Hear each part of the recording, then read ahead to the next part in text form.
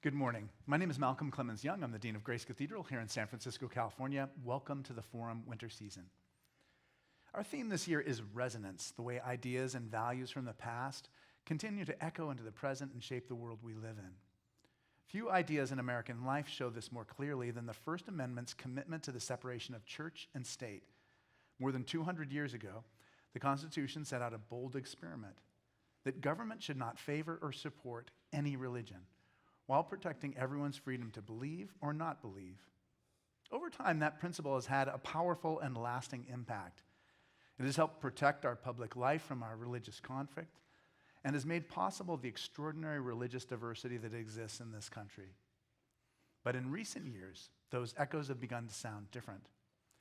The Supreme Court has shifted its approach to religion in public life, and movements associated with Christian nationalism have become more visible and more influential. As a result, many people are asking new questions about what the separation of church and state really means today. In his New York Times bestseller, America's Best Idea, The Separation of Church and State, Randall Balmer, one of the leading historians of religion in America, looks at where this idea came from, how it has shaped the nation, and why it is now under pressure. He shows how a principle formed centuries ago continues to resonate in our politics, our culture, and our everyday lives. This morning, we'll be talking with Randall about why this history matters, what's at stake in the present moment, and how each of us can think more clearly about the role of religion in American life. Randall, thank you so much for joining us here today. My pleasure. Thank you. Yeah, indeed. This is exactly what we most want to know about these days. Are definitely on the top 5 list, I think. I think so. You know, I just, as I was reading your book, I did imagine, and I was thinking about what would life be like 30 years from now if we really did abolish the First Amendment, or where that separation of church and state was no longer the case. What would it be like in America if those kinds of things came to pass? That's a great question. I think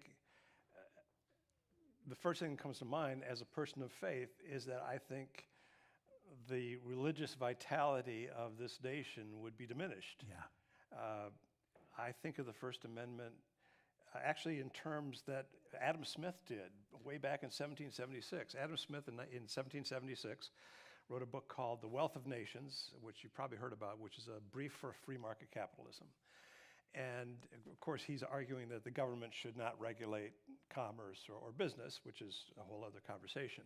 But one of the examples he used was religion.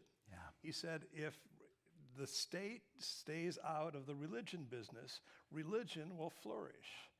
And my field is American religious history, so I study these things, and I can tell you that's absolutely true. That we have a vibrant, vital, salubrious religious culture, I think precisely because of the First Amendment, because it sets up competition, right? Which is the whole notion of a free enterprise. You have all these various religious groups, and for me, it keeps me employed. So I'm very happy about this because I teach about people like Joseph Smith, right, or Mary Baker Eddy, or Elijah Muhammad, or I mean, the list is endless. And these are people who have taken advantage of that free marketplace for religion. So, in response to your question, what would America look like 30 years from now if we continue down this road of eviscerating the First Amendment? And that's really what's happening. I think the first thing that I would see would be a crippled, diminished religious marketplace. And that, as a person of faith, I find that very troubling. Yeah, you know, I think what I like the most about having the separation of church and state is, it's bad enough when someone tells you we're going to enact a policy that you hate, right, but then saying not only are we going to enact a policy that you hate, it's because God told us to do right. it. Right. You know, there is a way in which separating those two functions is. Yeah. That's true, and God gets blamed for a lot of stuff. I know, and people have, human beings are spiritual beings, but yeah, we have strange religious ideas too, and you're right about having a kind of accountability that people have when there's other institutions and organizations that they can go to when they find the religious ideas too bizarre or Right. Yeah, that's right. Yeah, it's a test of truth for sure. I think so much about just the way that the First Amendment is under attack today. Maybe you could summarize that a little bit. We had I had a wonderful conversation with the Dean of National Cathedral. It must have been like 2019 or 18 that we had this conversation. But he had said that before the prayer service during inauguration week in 2016, that President Trump came up to him and said, "Oh, we're going to get rid of that Johnson Amendment," and so he didn't know that it's something that we wouldn't want, right? But I wonder if you can talk about just that was the first I had ever considered that would happen. And just by way of background, we probably should say what it is. Lyndon Johnson was elected to the Senate from Texas in 1948. Probably stole an election by 80-some votes. And so when he was running for re-election in 1954, there was a group of very conservative people who were using nonprofit organizations to fund his defeat, essentially, is what they were working for. And so Lyndon Johnson, being the superb tactician that he was, introduced to Congress something that has become known as the Johnson Amendment that prohibits tax-exempt organizations from making political endorsements. And this was passed by Congress, signed into law by Dwight Eisenhower in 1954, and it's been really uncontroversial for decades after that. What happened, and let me explain the reasoning behind this too. I think we have to acknowledge, and I'm sure you understand this as somebody who's the dean of a cathedral, we have to acknowledge that tax exemption is a form of public subsidy, right? I mean, and there's really should be no debate about this. I'm not going to get into your finances here, but my guess is that you don't pay property taxes. You may voluntarily give some to the city of San Francisco. It's not my business. But it means that the rest of the citizens have to pony up a little bit more for fire, and you have pretty good real estate here, I think. Yeah, you're exactly right. In this city block in the center of San Francisco. It means that the people of San Francisco have to pony up a little bit more for fire protection, police services, parks, and so forth. So tax deduction, tax exemption is a form of public subsidy. Yeah. Again, I don't think there's any debate about that.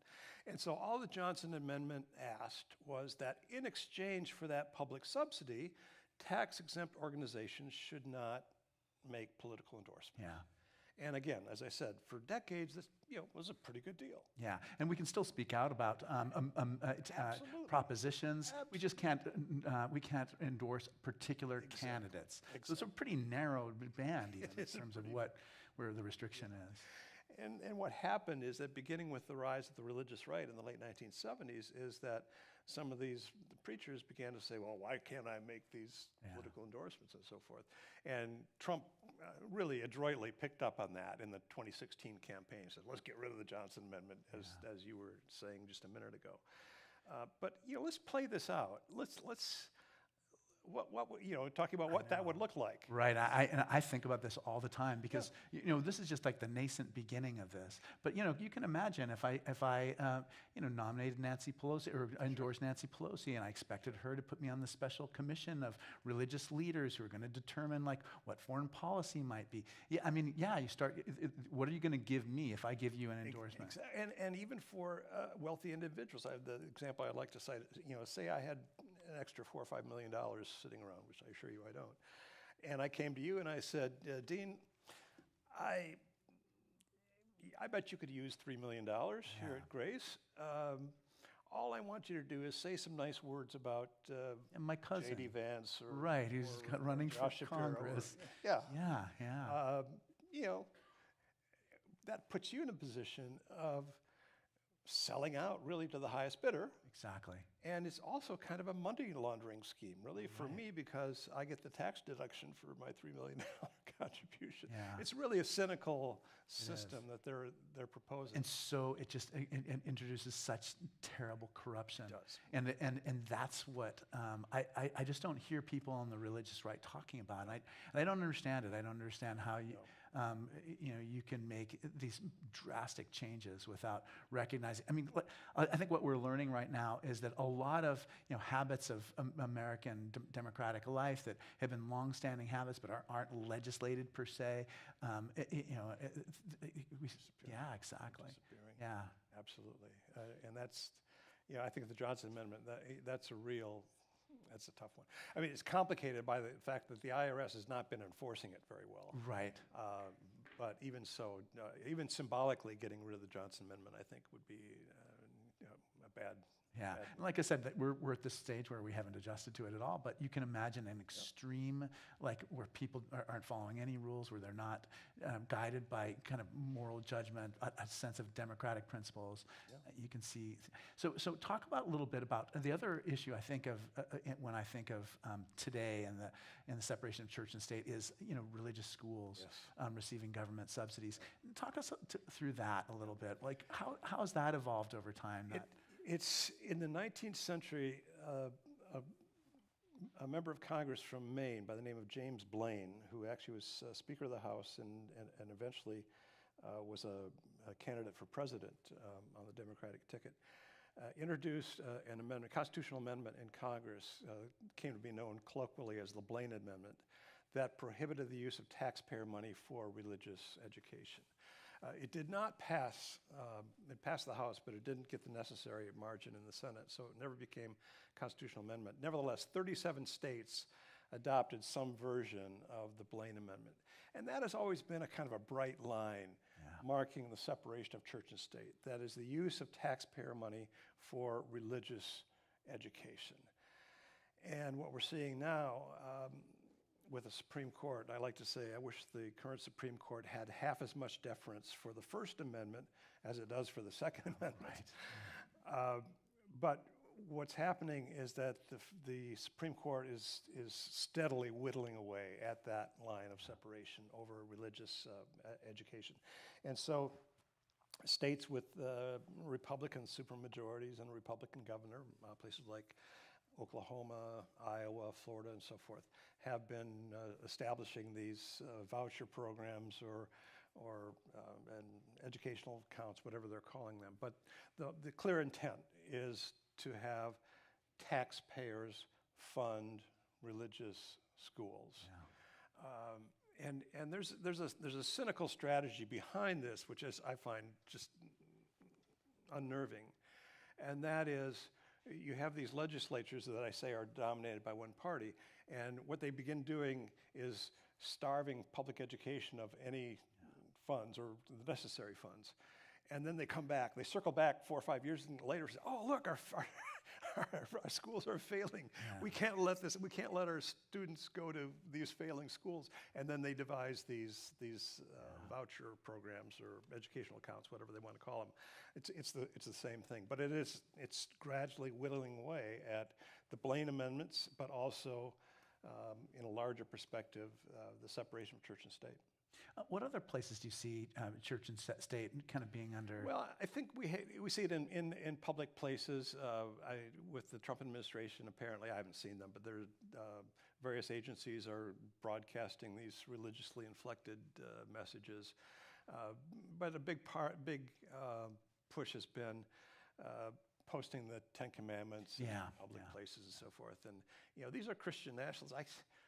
Why the Ten Commandments? Why not the Beatitudes? Yeah, exactly. That's what I think every single time. Blessed are the poor in spirit. Yeah, blessed are the meek. Or Matthew 25, right? Blessed are the pure in heart. Let's start there. Yeah, exactly. I don't quite understand the Ten Commandments fetish, but that's a big part of it. Yeah, that is interesting. I think there's so many ways in which Christian nationalism is so much on people's radar. Could you talk a little bit about that too? Just like where did it come from, and where do you see us going? There's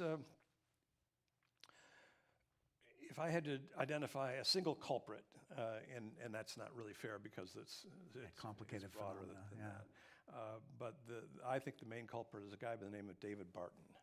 David Barton has a degree in religious education from Oral Roberts University, and he has been peddling himself as a historian he's built a career around this. Yeah. And he's published all these books and does all these lectures. He's very popular with members of Congress. Mike Johnson thinks he's terrific. He's a wonderful historian and so forth. And his argument is that the United States is and always has been a Christian nation. And he even goes so far as to say something like 53 out of the 55 founders were evangelical Christians, which is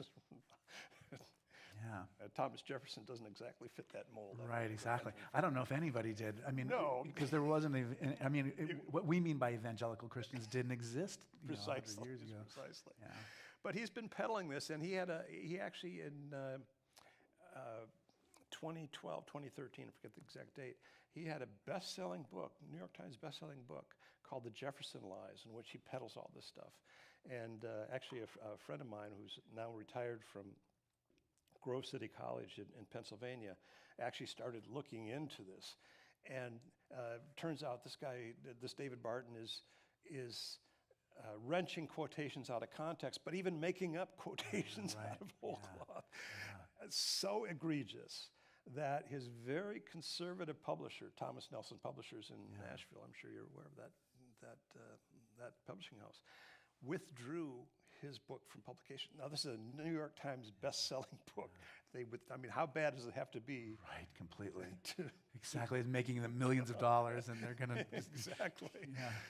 So he's the person who's been peddling this. But as I say, he has the ear of the Speaker of the House of Representatives, a lot of members of Congress, a lot of powerful politicians. Newt Gingrich thinks he's great, and other people have been perpetrating his lies, and they are lies.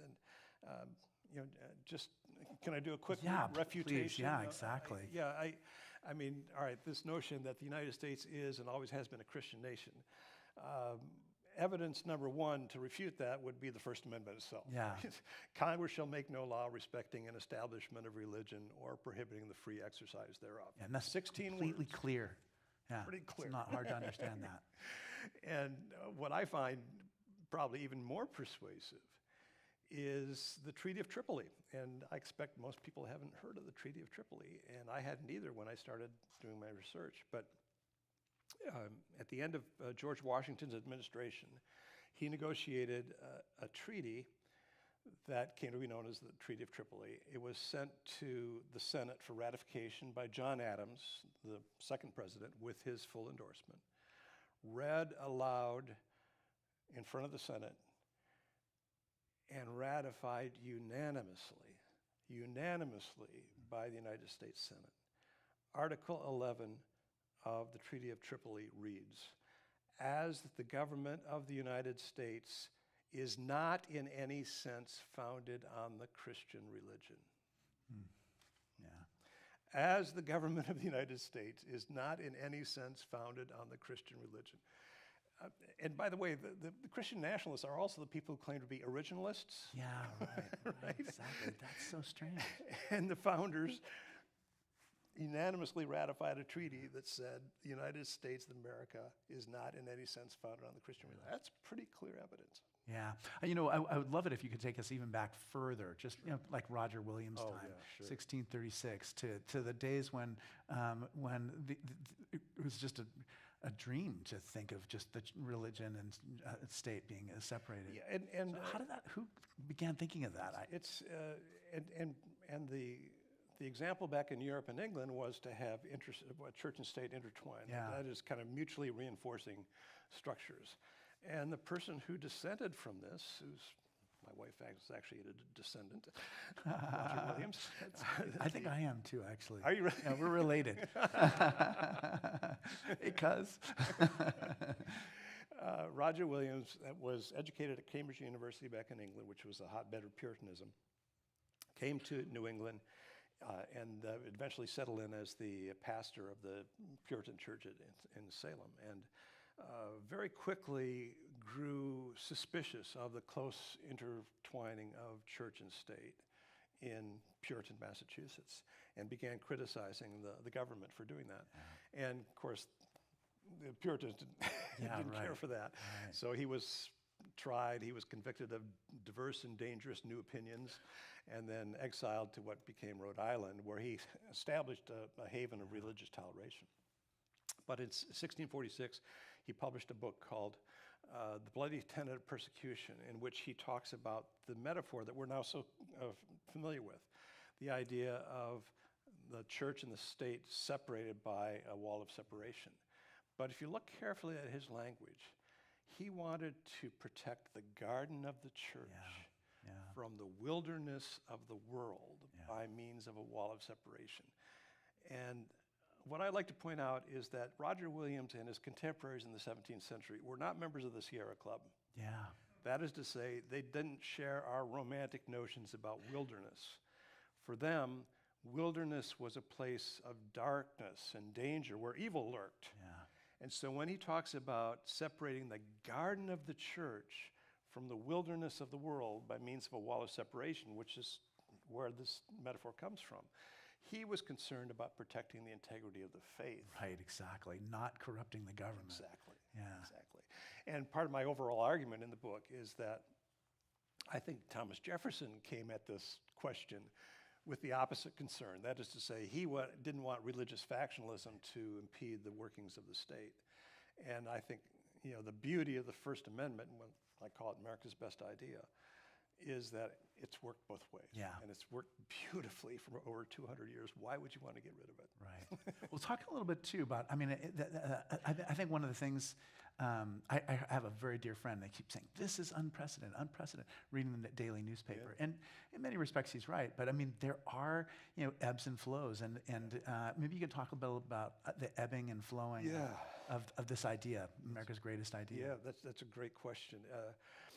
The first major challenge to the First Amendment came during the Civil War.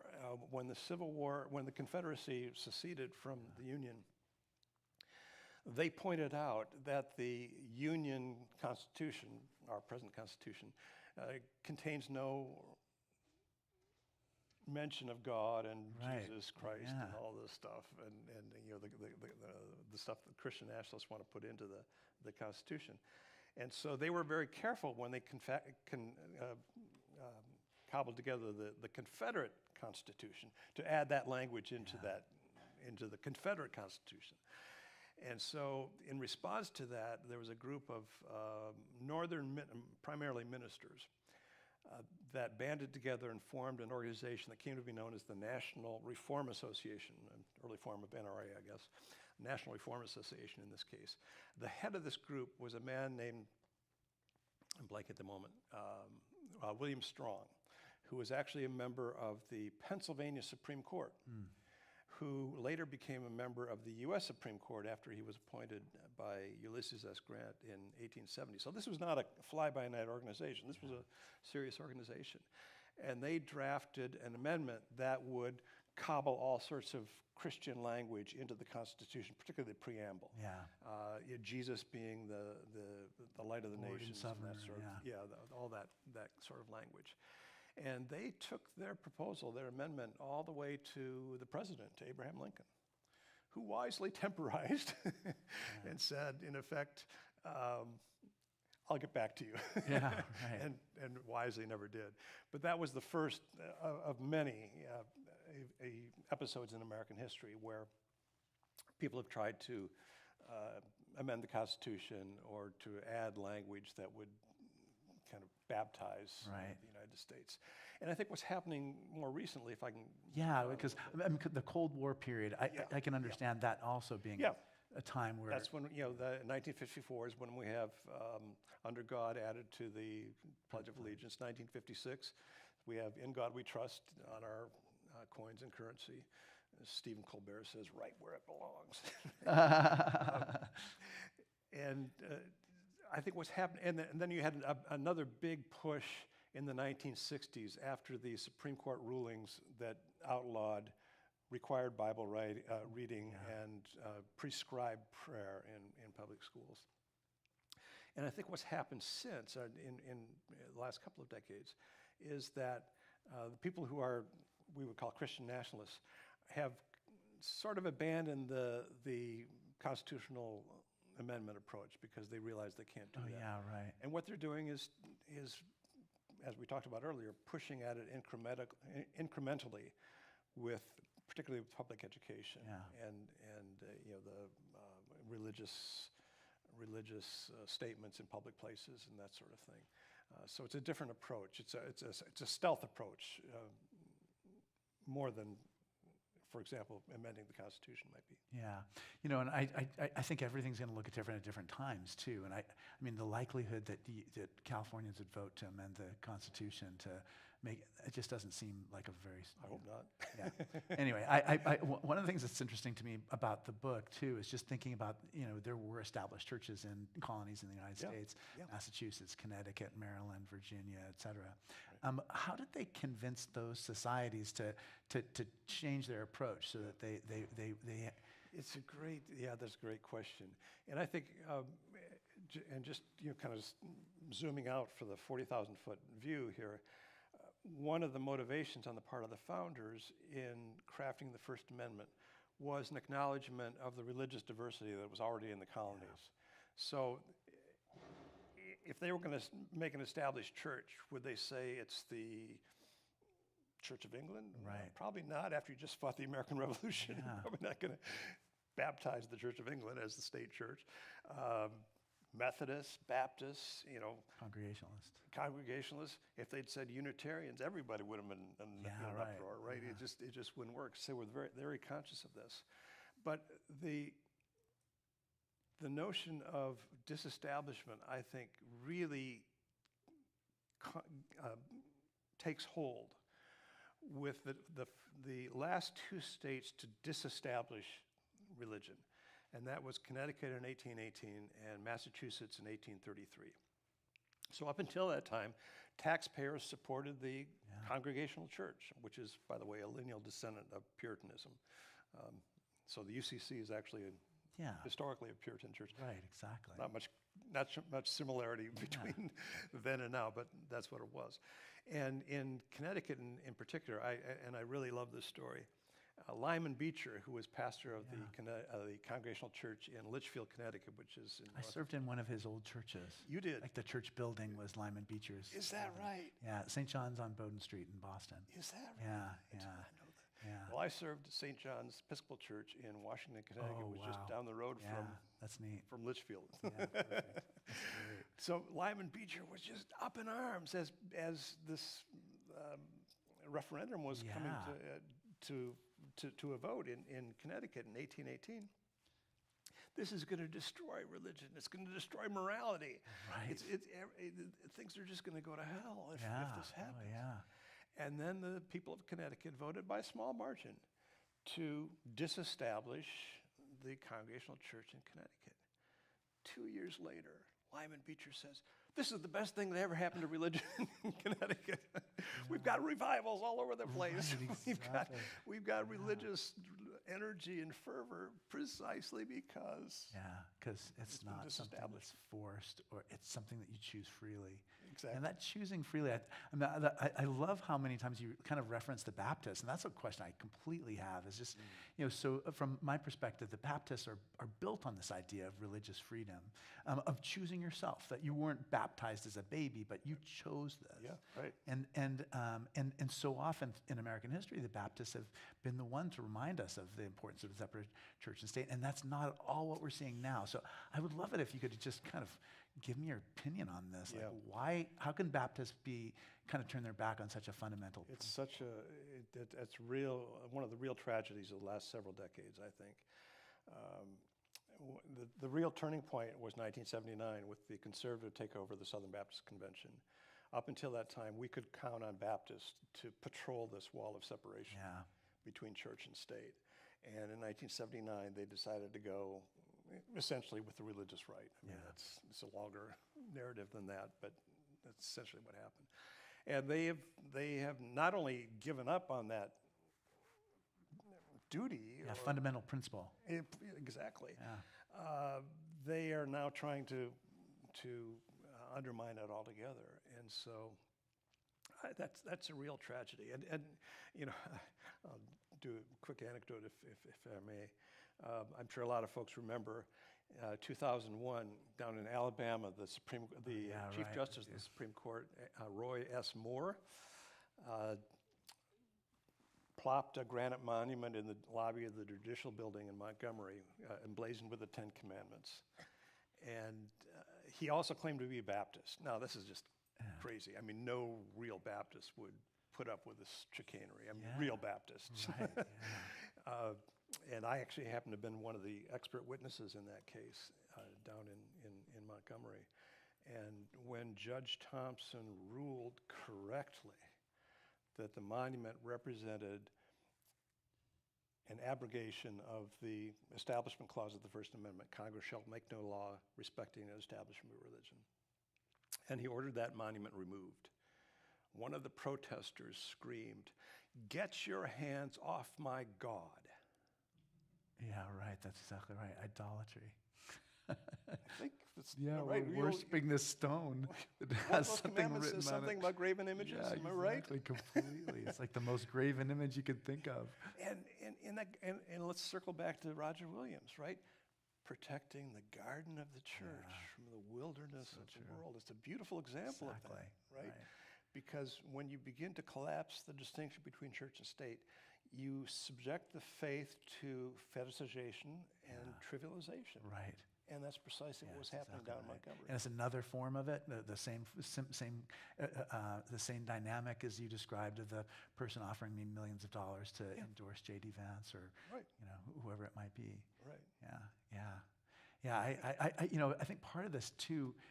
We mentioned this a little bit that Thomas Jefferson was not an evangelical Christian, and in fact, no one was an evangelical Christian according to the way that we look at it today. But maybe you can talk a little bit about just the history of evangelical Christians in America. Oh boy.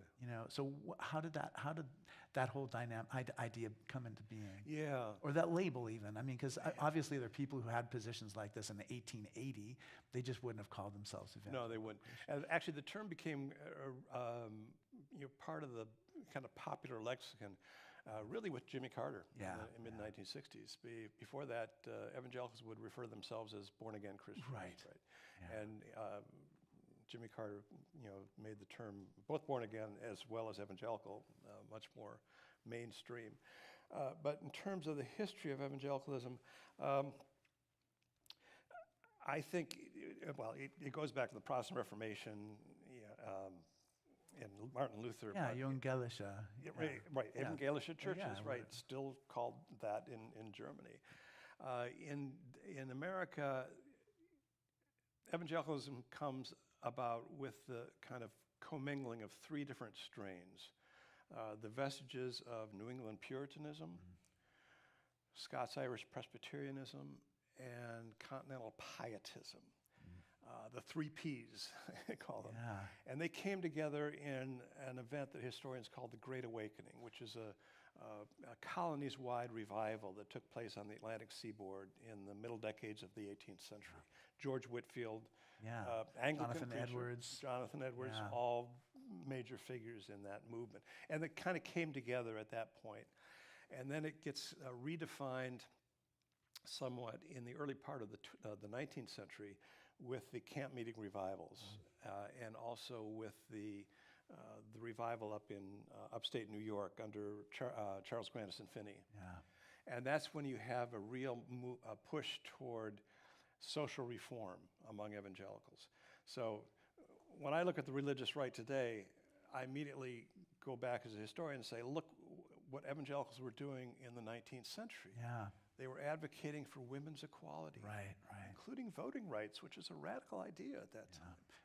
They were involved in prison reform. They were involved in various peace movements. I've even run across a mention of a gun control organization in 19th century America run by evangelicals. In the North, working for the abolition of slavery. The South is another story, of course. But all of these movements were very much part of evangelicalism and animated by evangelical theology. So I've spent much of my career trying to remind evangelicals, and I grew up in this world, so I know it pretty well.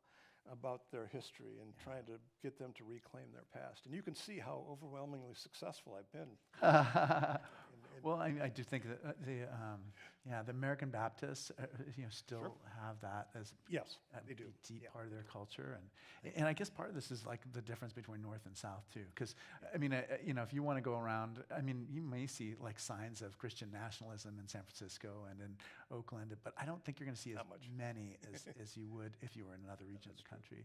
But maybe you can talk a little bit about that. It's like, how does this vary by region, and what does that mean? It does, yeah. I mean, people talk about the Bible Belt, and I actually, my second book was a kind of travelogue into evangelical America, where I went all across the country and visited various groups and so forth. And I kind of concluded at the time that the Bible Belt was a bit of a misnomer, because evangelicals are everywhere.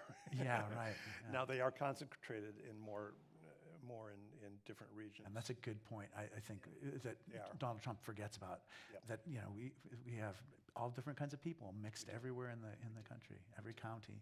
And it's beautiful. Yeah, exactly. It is beautiful. And you know what? I'm veering a little bit off topic here, but if I can make this point.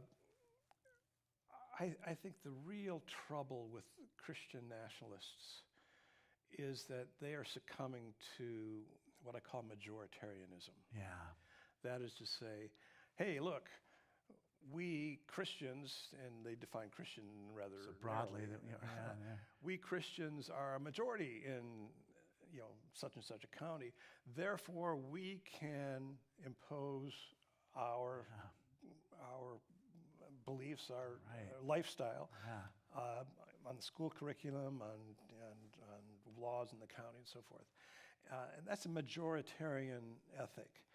And as I read I'm not a legal expert by any stretch of the imagination, but as I read America's charter documents, the Declaration of Independence and the Constitution, what I see is that the founders were very, very careful to protect the rights of minorities. Yeah. Now, I speedily acknowledge that we've been far, far too slow to live into those ideals, particularly with people of color, women, Native Americans. Let's not even start talking about that. I mean, but nevertheless, that's always been aspirational for us as Americans, is to protect the right of minorities.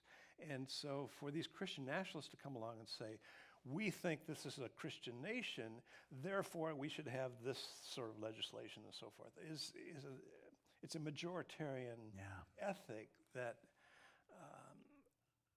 well, I think it's frankly not Christian. Yeah, and it's destructive of democracy. I mean, because democracy won't work if there are pockets of people who are left out, and then not just pockets, but every different issue, different people are going to be left out. There are always going to be winners and losers, but how we treat the people who are the losers is crucial. Exactly. Yeah. We have a tradition on the forum is we take questions on note cards. Sure. So I'm sure that people are going to have questions for you. You wrote a biography of Jimmy Carter. I did. And I think he's such a fascinating figure in our history. And I wonder if you can talk a little bit about what you learned as you were doing that research, and how it kind of changed your opinion, your idea about him as a leader. I came to appreciate him, I think, and his presidency has been much maligned, as I'm sure you know. And I think what's happening now, over the last decade or so, is that historians are kind of coming back around, and as historians do. I mean, we revisit topics every few years or decades, and begin to make reassessments. And I think that's happening now with Jimmy Carter, and has been for the last few years. So people are beginning to appreciate, I think, more the accomplishments of his administration. I don't think I would argue that it was a resounding success for various reasons, but nevertheless, I came away with a new appreciation for him and for his administration. He's a very private man, actually. Yeah, interesting. I came away from my meetings with him pretty much persuaded the only person he fully trusted was Rosalind. And I think there are kind of two poles of political personalities I concluded after writing the book. There's Jimmy Carter on one side, and there's Bill Clinton on the other, and they couldn't be more different in terms of how they get along with along with other people. Yes. And Carter was not.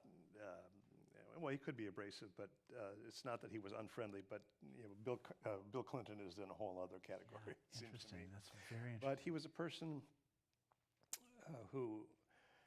a person of faith. I mean, I don't think there's any argument about that. And his faith was very important to him, and how he understood the world and how he tried to approach the world. You look at some of his policies. He sought to move American foreign policy away from the kind of reflexive Cold War dualism, Right. and say we need to focus on human rights. Yeah. And again, his success in doing so, I think, has been very much underestimated. I came across testimonies from people saying that he really did, through his policies, save thousands of people from political persecution over the course of his presidency. He cared about the environment, he cared about energy, he cared about equality for women. He pushed through the extension of to the Equal Rights Amendment for ratification. Of course, it's never been ratified, but that was all very important to him as well. So, yeah, I can imagine just studying him so closely. There's also an element of just like personal character, and values, and just kind of setting an example for people too. And those ideologies. I just think of what the tax system looked like, in the early 1970s, and how a value for equality too. Yep. And wanted to have universal health care. Yeah. Couldn't pull it off. Yeah, that's a tough one. How has the faith influenced other presidents besides? I mean, I think there's there's the issue of just wanting to be perceived as a person of faith, so that people will vote for you. But well, I did a book on this called God in the White House. Yeah, that's why I thought I want to know more about this. John F. Kennedy to George W. Bush. Yeah, and the stories are fascinating. Lyndon Johnson. One of the most fascinating figures in all of American history, it seems to me. Yeah. Lyndon Johnson learned from his mother a principle that the strong had an obligation to care for the weak. Yeah. And that I'm persuaded that's what animated his Great Society ambitions for the country. The strong have an obligation to care for the weak. Tragically, he also applied that to Vietnam. Yeah. And he saw the United States as being the savior of Vietnam, and that it ruined his presidency, and it ruined a lot of things in this country. So he's a fascinating figure in that line of leaders. That sweep. Yeah. I probably could go on for a long time on that. What about Barack Obama? I mean, what? I actually thought about writing a book about his religious faith, but there's so many good things to do. Yeah, that's right. There's so many interesting people to talk about. I think it's clear that he certainly had a religious experience there in Chicago. Yeah. That reoriented him, and that in combination with his being reared by his grandmother, I think, gave him a certain moral compass. Well, I think it's clear he has a moral compass. Yeah. Where it comes from, how you attribute that, I think is probably a larger question that I probably can't answer. Yeah. Well, we have some questions from the audience. All right. So the first one is: Are there any modern evangelicals, political, whom you admire, other than Carter, to give us hope? Well, I just finished a biography sent to my editor last week of Mark Hatfield. Now, he's not contemporary. Right. Mark Hatfield was a Republican senator from Oregon for 30 years, elected to the Senate in 1966, served for 30 years. An evangelical and a Baptist, and a real Baptist. Yeah. I mean, he took to the floor of the Senate one time, and Jesse Helms was introducing yet another amendment to mandate prayer in public schools and so forth, and Hatfield gets on the Senate and says, Nobody has ever outlawed prayer in public schools. Don't let anybody tell you that. You can pray anytime you want. He said, I prayed through every math examination I ever took. And he was just, a common sense person and just a delightful man as well. And so I'd put him there. Sadly, he's deceased. He died in 2011, but he would be a good example. In politics, other evangelicals, at this point, this James Tallarico in Texas looks promising to me. Yeah. He probably fit that, at least some definition of evangelicalism. Beyond that, I don't know. I would look toward kind of non-political figures, people like Jim Wallace, for example. Right. As a good example of that, but he doesn't hold public office. Yeah, I had a friend of mine who was like an intern in Mark Hatfield's office, and just still for the rest of his life, benefited from that. Became an Episcopal priest. And did he? Yeah. All right. So here's another question: are you familiar with the work of the Interfaith Alliance? What do you think of their work and mission? Yeah, from what I know about it, this is Paul Rauschenbusch's group. Yeah. No, I think it's very good. Paul is solid, that person. I think it's very good. The other organization I like to mention is Americans United for the Separation of Church and State. I think they're doing some very, very good work as well. So Paul Rauschenbusch is preaching here in a few weeks. Yeah, okay. Yeah, it'd be good to have. And of course, we've got his great-grandfather in the stained glass windows. Of course. And I didn't even realize that Walter Rauschenbusch had a day in the calendar, but the Episcopal Church calendar apparently has a day for him too. All right, how serious a problem or influence is the Catholic majority on the Supreme Court in issues of church-state separation? I think it's a big problem. I really do. And my larger perspective on that is that beginning with Ronald Reagan, every Republican president since Reagan, beginning with Reagan, has owed a political debt to the religious right.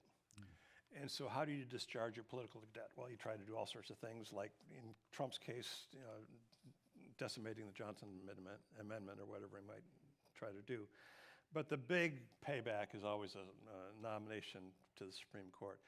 And the problem, I think, for these, not that I would call it a problem, but for them was, who am I going to appoint to the Supreme Court who is going to satisfy this evangelical vote that got me to the presidency? And the fact is that there's not a legal bench of evangelicals. They're starting to develop now through Patrick Henry College and other places. And so what they essentially did was to bring in conservative Catholics instead. Choose the next best thing. Yeah, that's what they've done. Interesting. And I think it's a really worrisome. If I had to name my number one political worry right now, Trump will be gone in 3 years, at least. But the Supreme Court is I think, what really worries me. Because you have lifetime appointments, and you have a majority that has no regard for the First Amendment. That worries me. All right, here's the next question. Oh my gosh, thank you for this very good discussion. My question, have there always been an impression that churches and faiths often build impressive, oh gosh, I can't read it, in building in Washington, D.C., a way of drawing attention, I just can't read it. Do you want to make it? Make out of it? I guess maybe it's about lobbyists and oh, I see. DC. Yes, to draw attention. Yeah, I suppose that's true. For example, you got the Methodist building right across the street from the Capitol, and on the same block as the Supreme Court building. Various religious groups have tried to make their presence felt. The Jewish lobby is another very good example of that sort of thing. I'm not sure that they're all that concerned about architecture necessarily, but they're certainly wielding their influence as much as they can. Yeah, definitely. Yeah. It used to be mainline Protestants had a very, very strong voice in Congress and in Washington generally. and with the National Council of Churches, and that began to tail off in the mid-1960s, and it's never really recovered. A vigorous presence. Yeah, I think of the Episcopal Church, the national church, as being involved in affairs in Washington, and I'm grateful for the material they published. Yep, that's right. But it was never quite as muscular as it was in the 1950s in particular. But as I said, begins to tail off in the mid-60s. Yeah, exactly. I wonder if you can talk a little bit about just your own ordained life. Like, how did you decide to be ordained? We don't have we don't have time to get into all of that. But my father was a minister, and so there's a lot.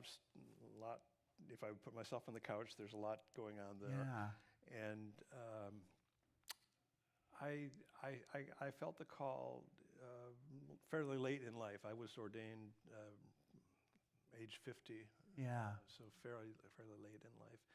And then I've always maintained my day job as a professor. Yeah, exactly. But my wife and I served 2 parishes when we were living in Connecticut, and so we had experience.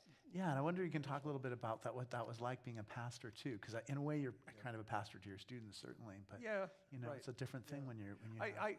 When I got ordained, I felt as though I'd kind of was complete in some way. Yeah. And I liked that. And of course, it's not appropriate for me to proselytize in the classroom. I wouldn't do that. But I love preaching. Yeah. I love being involved in church and worship, the liturgy. I think the liturgy is what drew me into the Episcopal Church. And I, as I suggested earlier, I grew up as an evangelical, probably even a fundamentalist. And so I get asked occasionally how a fundamentalist became an Episcopalian, and I have 2 semi-flippant answers to that. The first is that it was a reaction to the aesthetic deprivation of my childhood. That's great. The second response is that I grew tired of the cult of novelty. Oh, yeah. And in evangelical churches, let's try something new. Everything you have to kind of reinvent everything every week. And my response is, let's try something old. Alan Jones, I was even thinking of this morning about how he used to say that like established forms of liturgy, protect you from the creativity of others. Exactly. Yeah. Well, but it's also, it provides a sense of connectedness, right? The great cloud of witnesses, right? The communion of the saints, and the communion of the saints is not merely people who gather on Sunday morning. It's the saints throughout history. Right, yeah, right? I mean, exactly. it's partaking in that. And I remember I was in grad school in Princeton when I kind of wandered into Trinity Church, and I felt like I'd come home. Yeah. And even though it was in many ways very foreign to me, growing up as an evangelical, but I had the sense that something important happened here. And at that time, I didn't really know what that was, but I loved the music, I loved the liturgy, I loved the space, and it's still enchanting to me. Yeah, I feel the same way. It's just such a magical thing, and I just think everything we can do to kind of support it and make it open and possible for other people in the future to find that same sense of connection to God, that same sense of comfort, same community to see that you're not the only one who's having this experience. Exactly. It's very important, and I think it's especially important in these troubled times. I mean, we're living in dark days. I mean, I'm not trying to get political here, but I think it's important to have that community and to feel the support of others who may be struggling just as much as you are, but at least you're in proximity to one another. Yeah, it's so true. I think especially of particular groups that are singled out, like the trans community, especially. It just breaks my heart to think that the federal government will single out a tiny group of people and say such awful things, and immigrants too. But you're so right. I mean, you're out there in the world reading the newspaper, seeing what's happening, and it's so disheartening. But I tell you, I come into Grace Cathedral, the people are here. I mean, it does. It's kind of like it gives us ourselves back again. It's very important. Well, it's been such a pleasure to have you, and we're so grateful for your work on church and state. I think all of us in this room are going to do our best to see what we can do to help too. Good. Keep the faith. Yeah, exactly.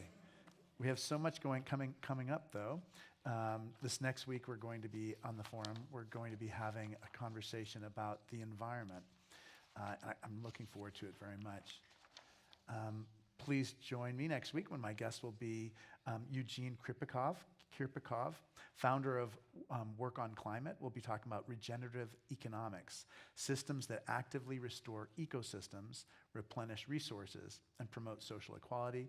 I encourage you definitely to read Randall's book. There are copies of it in the back. It's such a quick read, but you definitely feel like you have a handle on it after you've read it. You're welcome to join us for Choral Eucharist after church. Also, we accept any kind of gift that you can give us for the forum. Gifts of any size make a difference. You can give by texting the word THINK, T-H-I-N-K, to the number 76278. And Randall, we're so grateful to see you and look forward to worshiping with you upstairs. I look forward to it. Yeah. Thank you. Yep.